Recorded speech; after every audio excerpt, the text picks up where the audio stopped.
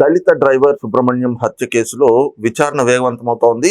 ఈ రోజు నుంచి రాజమహేంద్రం కోర్టు మరి దీనిపైన రోజువారీ అంటే రెగ్యులర్ విచారణ అనేది ప్రారంభించింది. ఈ నెల 26 వరకు కూడా విచారణ కొనసాగబోతా ఉంది. అయితే ఈ కేసులో ప్రధానంగా ఒక 2 ప్రశ్నలు మాత్రం రాజకీయంగా ఏపీ రాజకీయ వర్గాల్లో హాట్ టాపిక్ గా మారినటువంటి పరిస్థితి. మరి నిజంగా డ్రైవర్ సుబ్రహ్మణ్యం హత్య కేసులో జరుగుతున్న పరిణామాలు, దానిపైన రాజకీయ వర్గాల్లో జరుగుతున్న చర్చలు ఎలా చూడాలి? ఇదే అంశం మనతో విశ్లేషించేందుకు ప్రముఖ రాజకీయ విశ్లేషకులు అడిసిమల్ శ్రీనివాసరావు గారు ఉన్నారు. సార్ నమస్తే.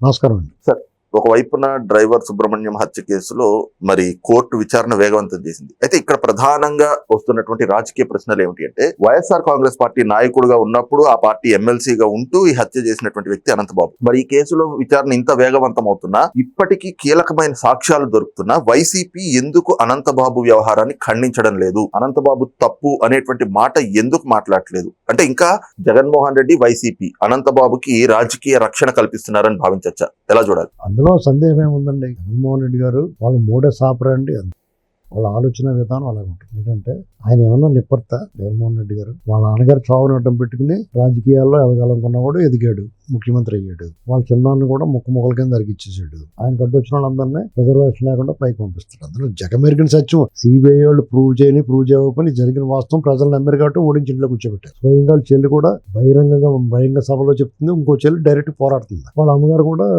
ఇతని బుద్ధి గురించి మాట్లాడారు. ఆస్తుల విషయంలో ఎవరిదైనా సరే డబ్బు దగ్గర బుద్ధి బయటపడుతుంది. అర్థమైందండి. కాబట్టి అతను అలా ఉన్నప్పుడు అతని భావజాలానికి ఆకర్షితులై జగన్మోహన్ రెడ్డి ఏం క్వాలిటీస్ ఉన్నాయని అతను జనాలను ఆకట్టుకున్నాడు.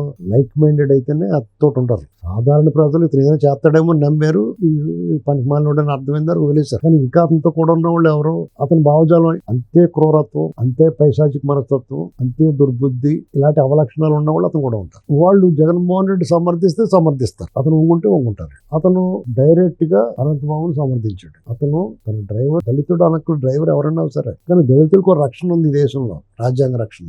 ఆ రక్షణ దాన్ని ఛేదించి కూడా అతను చంపేసి ఉన్నాళ్ళు అతను మనగలిగాడంటే, ఇంటికి పట్టుకెళ్ళి డెలివరీకి బరితెగింపు కాకపోతే అటువంటి వాడిని అతను తన పక్కన కూర్చోబెట్టుకున్నాడు. అతను జైలు నుంచి అతను కేసులు నిర్వీర్యం చేయడానికి, నీరు గార్చేయడానికి విశ్వప్రయత్నం చేశారు అధికారులు. అతను డైరెక్షన్ లేకపోతే ఎంత జరుగుతుంది? అలాగా ఇవాళకి డైరెక్ట్ గా మీరు అన్నట్టుగా ఎవరో అతను వ్యతిరేకంగా మాట్లాడలేదు. తప్పురా బాబు, ఎటువంటి వాళ్ళు మన పార్టీలో ఉండకూడదని పార్టీ నుంచి బహిష్కరించలేదు అతన్ని ఇప్పుడు వరకు. అదే టీడీపీ చూడండి, టీడీపీ ఎందుకు 4వ ముఖ్యమంత్రి అయ్యాడు చంద్రబాబు గారు? టీడీపీ 40 ఏళ్ళ పైగా ఎందుకు రాజకీయాల్లో ముందు దేశంలో అంటే, ఆ పార్టీ క్రమశిక్షణ, పద్ధతి, విలువలు, విశ్వసనీయత, ప్రజల సమాజ హితం కోరతారు కాబట్టి వాళ్ళు నిలబడి ఉన్నారు. జగన్మోహన్ రెడ్డి ఒక రోజు రాజులో ఒకసారి ముఖ్యమంత్రి అయ్యాడు, ఇంక ముద్రబాబు అంటున్నారు. వాళ్ళు ఏదో ఆశపడుతున్నాడు కానీ అతను ఇంకా నమ్మించడానికి ప్రయత్నం చేస్తున్నాడు. కానీ వాళ్ళ పార్టీలో 300 మందికి అతను కూడా ఉన్న వాళ్ళందరికీ కూడా అర్థమైపోయింది. అందుకని నోరు మూసుకుని ఉన్నారు. వాళ్ళు ఓటుకుండకి సౌండ్ ఎక్కువ అన్నట్టు వీళ్ళందరూ ఎగిరెగిరి పడుతున్నారు. కొంతమంది వాళ్ళు కూడా ఎగిరెగిరి పడి నడిమిరిగిన తర్వాత నోరు మూసి కూర్చుంటారు. వాళ్ళు లోపల పోయిన తర్వాత ఇక్కడ మీకు రెగ్యులర్ ట్రయల్ జరుగుతుంది.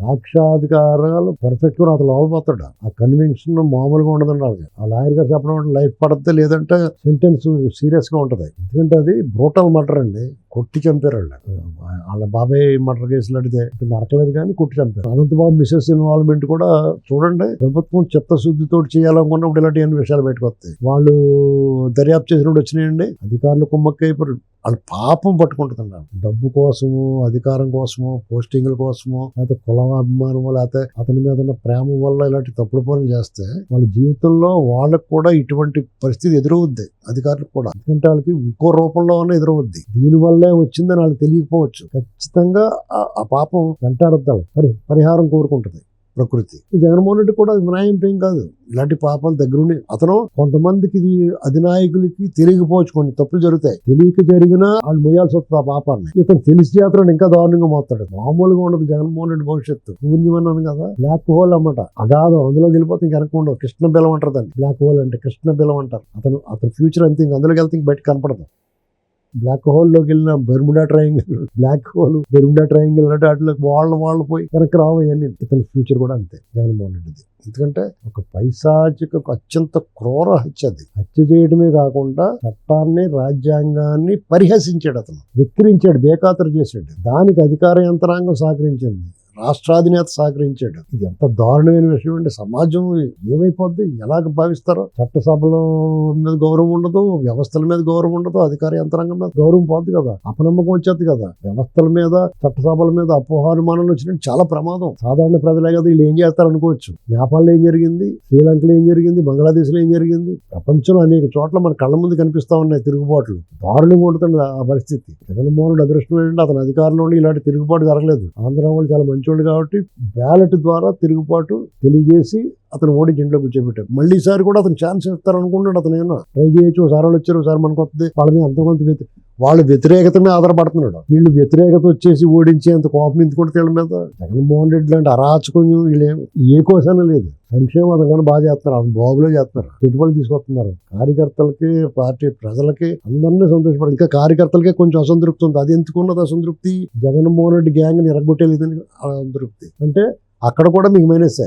అసంతృప్తి ఏదో సరిగ్గా చేయట్లేదు, ఇలాంటి అసంతృప్తి ఉంటే నీకేనా పని జరుగుద్ది. అది నిన్ను ఎరగొట్టేలేదన్న అసంతృప్తి ఉంటే నీ ఎందుకొస్తాడు అవడం. కాబట్టి అతనికి భవిష్యత్తు లేదండి. పార్టీ కూడా వాళ్ళకి భవిష్యత్తు లేదు కదా, మనం విరవేయకూడదు. ప్రభుత్వం మా అందరూ కూడా ఒళ్ళు దగ్గర పెట్టినా పని చేయాలి. అదే పని కనిపిస్తుంది. చాలా జాగ్రత్తగా అనవసరమైన విషయాల్లోకి వెళ్లకుండా, వాళ్ళ మీద అక్రమ కేసులు, దాడులు చేయకుండా, పగా ప్రతీకారాలు వదిలేసి రాష్ట్రం మీద దృష్టి పెట్టారు వాళ్ళు. అది ఎప్పటికైనా సక్సెస్ అవుతుంది. అదే విజయమంత్రం. ఈ అనంతబాబు అంటారా ఇంకా ఆల్రెడీ ఆ ట్రాక్ లోకి వెళ్ళిపోయింది విచారణలో. ఎట్టి పరిస్థితులు తప్పించుకున్నాడు. Thank you.